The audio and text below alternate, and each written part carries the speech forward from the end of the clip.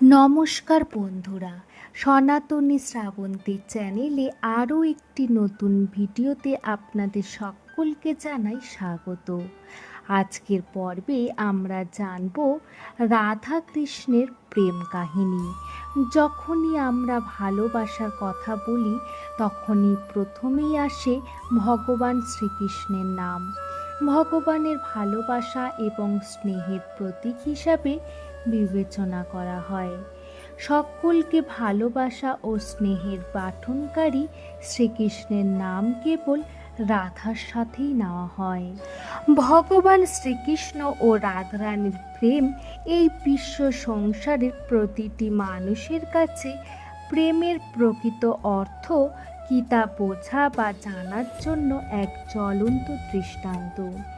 প্রেম যার জীবনে আসুক না কেন, এটা এক স্বর্গীয় অনুভূতি যা এই বিশ্ব সংসারের ভৌতিক চাওয়া পাওয়ার ঊর্ধ্বে।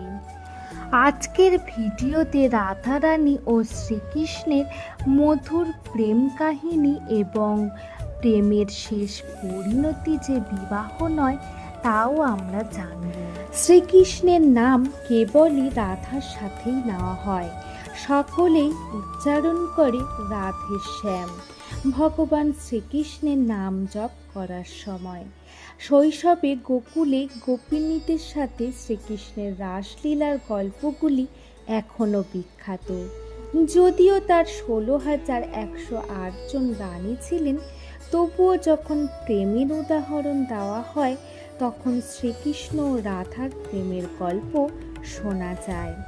পদ্মপুরাণ অনুসারে রাধারানী ছিলেন বিষভানু নামক এক গোপের কন্যা, কিন্তু পণ্ডিতেরা বিশ্বাস করেন যে রাধারানীর জন্ম যমুনা নদীর কাছে রাওয়েল গ্রামে হয়েছিল। রাধারানী ছিলেন বর্ষণার লালি। ব্রহ্মবৈবর্ত পুরাণ অনুসারে রাধারানী কৃষ্ণের চেয়ে 4 বছরের বড় ছিলেন। রাধা কৃষ্ণের প্রেম কাহিনী তাদের শৈশব থেকেই শুরু হয়েছিল। কিংবদন্তি অনুসারে রাধা কৃষ্ণের প্রেম কাহিনী হলো একটি স্বর্গীয় ও আধ্যাত্মিক প্রেম বা ভক্তি ও আত্মসমর্পণের প্রতীক। বৃন্দাবনের রাধা নামক এক গোপ বালিকা এবং ভগবান কৃষ্ণের মধ্যে গভীর আধ্যাত্মিক সংযোগ ও প্রেম বর্ণিত রয়েছে। এই প্রেম শুধু শারীরিক নয়, এটি ছিল আত্মা ও পরমাত্মার মিলন, যা ভক্তির এক অনন্য রূপ। তাদের প্রথম সাক্ষাৎ হয় বৃন্দাবনের নদীর ঘাটে।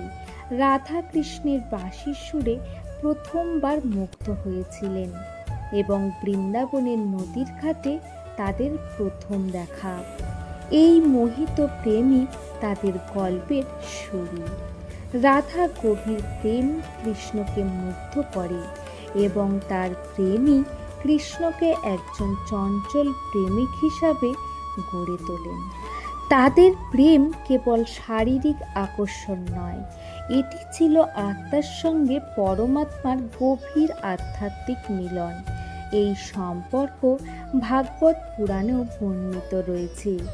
তাদের এই কিংবদন্তি প্রেম আজও গান, নাচ ও উৎসবের মধ্য দিয়ে বিশ্বজুড়ে উদযাপিত হয়, যা ভক্তির আনন্দকে তুলে ধরে। রাধা কৃষ্ণের প্রেম ঈশ্বরের প্রতি আত্মার তার আকুলতা এবং ভক্তির প্রতীক। এই প্রেম আধ্যাত্মিকতার এক সুন্দর উদাহরণ, যেখানে আত্মা নিজের সত্তাকে পরমাত্মার সাথে মিলিয়ে দেন। জয়দেব গোস্বামী গীত গোবিন্দ কাব্য থেকে শুরু করে আজও বিভিন্ন লোককথা, গান এবং উৎসবের মাধ্যমে এই প্রেম কাহিনী বেঁচে আছে।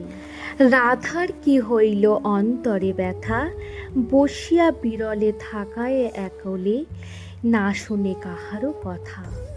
রাধা যেমন কৃষ্ণ ছাড়া অসম্পূর্ণ, তেমনি কৃষ্ণ ছাড়া রাধার নামও নেওয়া অসম্ভব। চণ্ডীদাসের এই পদাবলী তারই প্রমাণ দেয়।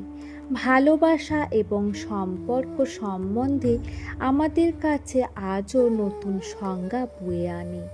কয়েক হাজার বছর পেরিয়ে যাবার পরও আজও তাদের মহিমা একইভাবে অটুট। তাদের এই বিশুদ্ধ প্রেম আবেগ এখনও পূজিত হয়।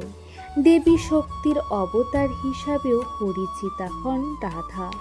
বৃন্দাবনে কৃষ্ণ যখন বাঁশি বাজাতেন তখন রাধা সমস্ত কিছু ছেড়ে সেখানেই উপস্থিত হতেন এবং রাধার সঙ্গে সঙ্গে সমস্ত গোপিনীরাও সেখানে রাধার সঙ্গে উপস্থিত হতেন, কারণ গোপিনী ও শ্রীকৃষ্ণের মধ্যে এক আধ্যাত্মিক প্রেম ছিল। রাধা কৃষ্ণের প্রেম এখনও সমগ্র বিশ্বকে এক সূত্রে বেঁধে রাখার ক্ষমতা রাখে। আর তাদের এই অমূল্য প্রেম থেকে আমরা যে সমস্ত শিক্ষা পাই তারই কিছু ধরা রইল এই প্রজন্মের জন্য। আজকের ভিডিওটি এই পর্যন্তই রাখলাম। আজকের ভিডিওটি যদি ভালো লেগে থাকে তাহলে অবশ্যই লাইক, কমেন্ট এবং শেয়ার করবেন এবং চ্যানেলটিকে সাবস্ক্রাইব করতে ভুলবেন না।